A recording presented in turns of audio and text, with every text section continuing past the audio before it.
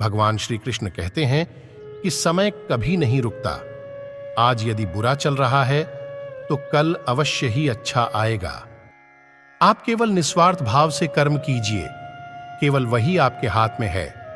मनुष्य कितना भी गोरा क्यों ना हो, परंतु उसकी परछाई सदैव ही काली होती है। मैं श्रेष्ठ हूं, यह आत्मविश्वास है, लेकिन सिर्फ मैं ही श्रेष्ठ हूं, यह अहंकार है। व्यक्ति जो चाहे वो बन सकता है, यदि विश्वास के साथ इच्छित वस्तु पर लगातार चिंतन करे। प्रेम सदैव माफी मांगना पसंद करता है और अहंकार सदैव माफी सुनना पसंद करता है। जो रास्ता ईश्वर ने आपके लिए खोला है, उसे कभी भी कोई बंद नहीं कर सकता। मनुष्य का जीवन केवल उसके कर्मों पर चलता है। जैसा कर्म होता है वैसा उसका जीवन होता है। एक बार माफ करके अच्छे बन जाओ, परंतु दोबारा उसी इंसान पर भरोसा करके बेवकूफ कभी न बनो। मन की गतिविधियों, होश, श्वास और भावनाओं के माध्यम से भगवान की शक्ति सदा तुम्हारे साथ है। भगवान श्री कृष्ण कहते हैं कि मैं ही इस सृष्टि की रचना करता हूं, मैं ही इसका पालन पोषण करता हूं और मैं ही इस सृष्टि का विनाश करता हूं। जब संसार में धर्म की हानि होगी, अधर्म की विजय, तब मैं इस पृथ्वी पर अवतार लूंगा।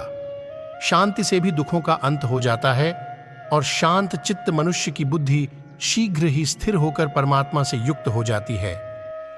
श्री कृष्ण कहते हैं कि लोग अक्सर सच कहने से बचते हैं या डरते हैं, पर सत्य कभी छुप नहीं सकता और न ही कभी मिट सकता है।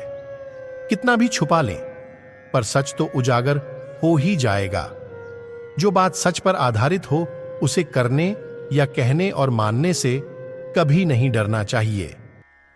श्री कृष्ण ने कहा है, अगर तुम्हें किसी ने दुखी किया है तो बुरा मत मानना। लोग उसी पेड़ पर पत्थर मारते हैं जिस पेड़ पर ज्यादा मीठे फल होते हैं।